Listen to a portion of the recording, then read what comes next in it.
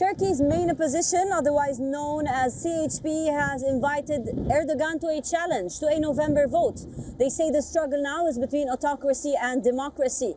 In the following report, we tell you about the main leader who has been leading the protests of the opposition in Turkey. Listen in.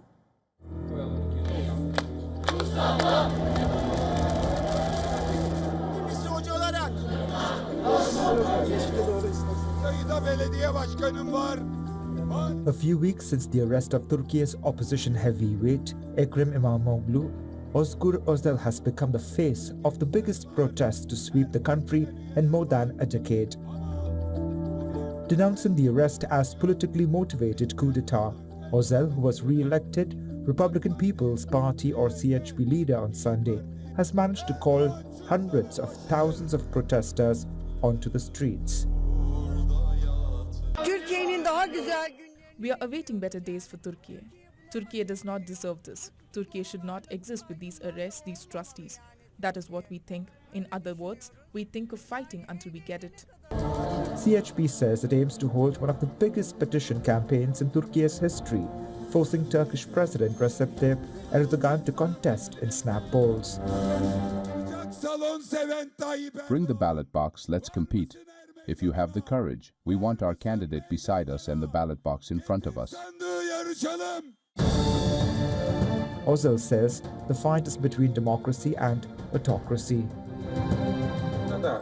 The struggle here is no longer a political party struggle. Democracy and autocracy will compete and be voted for. If we win, Turkey will suddenly transform into a democracy where the rule of law exists, freedom of the press exists, freedom of expression exists, the separation of powers exists, and a strong parliament exists. Courts in Istanbul released on bail 127 defendants, most of them university students who were arrested after taking part in demonstrations sparked by the jailing of the city's opposition mayor, Ekrem İmamoğlu. According to Turkish media reports, the authorities are seeking to remove the CHP party's leaders a year after the opposition's sweeping victory in municipal elections.